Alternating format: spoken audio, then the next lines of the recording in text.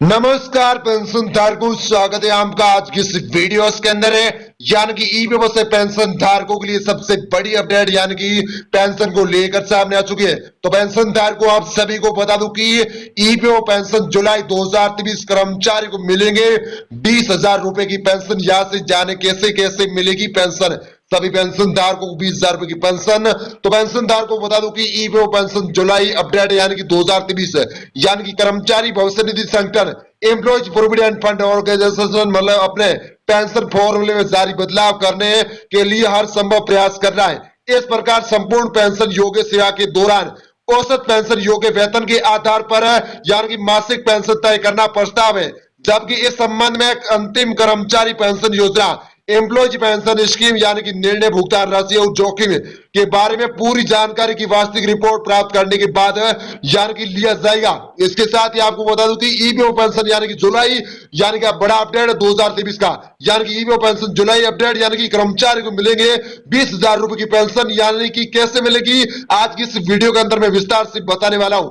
यानी कि new EPF मतलब न्यू ईपीएफ पेंशन जुलाई 2023 यानी कि कर्मचारी भविष्य निधि संगठन एम्प्लॉयज प्रोविडेंट फंड ऑर्गेनाइजेशन है यानी कि ईपीएफ 95 मासिक पेंशन के तहत पेंशन की पेशकश यानी कि कर रहा है, जिसमें आप सभी को बता दें कि यानी कि मासिक पेंशन योग्य वेतन मतलब पिछले 60 महीनों का औसत वेतन यानी कि को पेंशन योग्य सेवा 70 से गुणा करने के मतलब करने के फॉर्मूले का इंतजार खत्म होने वाला है। अगर कर्मचारी पेंशन योजना एम्प्लॉयज पेंशन स्कीम यानी कि पेंशन के फॉर्मूले में बदलाव करता है तो इससे मौजूदा फॉर्मूले की मासिक पेंशन का निर्धारण कम हो जाएगा, जिसमें उच्च पेंशन का चयन करने का यानी कि विकल्प भी शामिल होगा। इसके साथ ही आपको बता दूं कि ईपीएफ पेंशन यानी कि जुलाई 2023 कर्मचारी भविष्य निधि संगठन यानी कि कर्मचारी भविष्य निधि संगठन एम्प्लॉयज प्रोविडेंट फंड ऑर्गेनाइजेशन यानी कि भानु प्रताप शर्मा की सेवा निर्मित यानी कि परिवर्तन कार्यालय में यदि 15,000 रुपए की अतिरिक्त यानी कि पेंशन समाप्त कर दी जाए तो उनके खातों में यानी 7,500 से अधिक यानी कि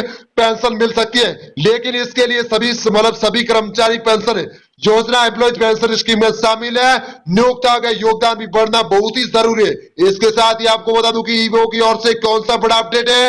ईपीएफ पेंशन जून 2023 यानी कि सीमा हटा दी गई तो कर्मचारी की पेंशन यानी कि कितनी होगी, तो बता दूं कि यदि सभी कर्मचारी का वेतन 15,000 रुपए है तो और इसकी सीमा हटा दी जाए और इसका मूल वेतन 20,000 रुपए कर दिया जाए तो यानी कि सूत्रों के अनुसार उसे समान पेंशन मिलेगी 20,000 यानी कि गुणा यानी कि 70 बराबर 8,571 रुपए कर दिया जाए तो पेंशन धारकों को सीधी 20,000 रुपए यानी कि नगद पेंशन मिलेगी। इसके साथ ही आपको बता दूं कि ईपीएफ पेंशन जुलाई 2023 कर्मचारी पेंशन योजना यानी कि 2023 के नियम और शर्तें कौन कौन सी लागू होगी इस ईपीएफ की पेंशन में। तो बात पेंशन धारकों पहला पॉइंट आपको बता दूं कि कर्मचारी पेंशन योजना एम्प्लॉयज पेंशन स्कीम का सदस्य होना बहुत जरूरी है। और दूसरा नंबर पॉइंट है कम से कम 10 नियमित यानी कि वर्षों तक नियोजित होना चाहिए। और 3 नंबर पॉइंट है 58 साल की उम्र में पेंशन मिलती है। और 4 नंबर पॉइंट है 50 साल के बाद और 58 साल की उम्र से पहले पैसा पाने का विकल्प। और 5 नंबर पॉइंट है पहली पेंशन कम होगी। और 6 नंबर पॉइंट है इन सभी चीजों के लिए आपको फॉर्मूला यानी कि फॉर्म यानी कि 10D भरना होगा।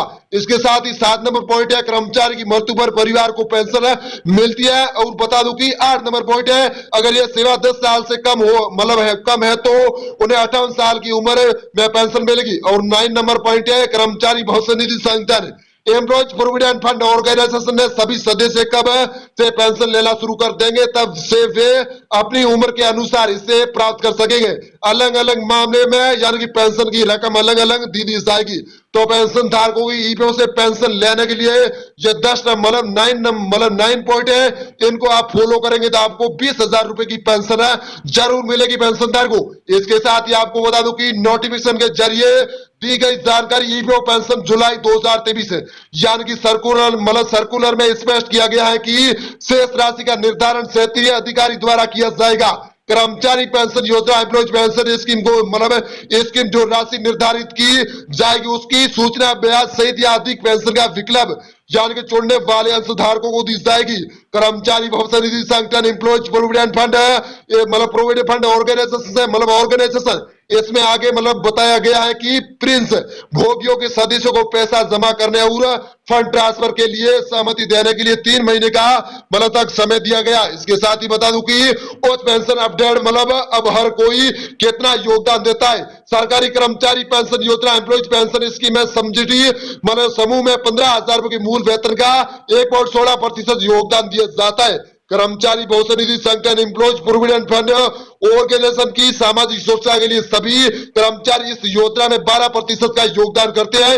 ईपीएस में 8.33% अंशदान काटा जाता है और इसके साथ ही जो शेष है वो है 3.67% कर्मचारी भविष्य निधि संगठन में भेजा जाता है। इसके साथ ही ईपीओ पेंशन कब करेंगे, यानी कि ईपीओ उच्च पेंशन कब करेंगे, ऑनलाइन आवेदन कितना है, अंशदान भी कितना है। इसके साथ ही बता दूं कि अगर कर्मचारी ईपीओ के बीएफ अकाउंट में 12% का योगदान देता है तो उसी नियुक्ता व्यक्ति का 12% योगदान 8.33 यानी कि मतलब एएसडीपीएस यानी कि में चला जाता है। इसके साथ ही शेष हिंदी का 3.66% में करता है। कर्मचारी भविष्य निधि संगठन एम्प्लॉयज प्रोविडेंट फंड ऑर्गेनाइजेशन में सरकार द्वारा यानी कि 15,000 रुपए के मूल वेतन का 1.16% योगदान यानी कि सब्सिडी के रूप में दिया जाता है। तो पेंशन धारकों के लिए आज की सबसे बड़ी अपडेट है पेंशन को लेकर ईपीओ की ओर से। तो पेंशन धारकों आप सभी को जानकारी पसंद आई तो इस वीडियो को यानी कि आपके दोस्तों के साथ शेयर जरूर करें। हम मिलते हैं किसी नेक्स्ट अपडेट के साथ, तब तक के लिए थैंक यू सो मच इस वीडियो को देखने के लिए।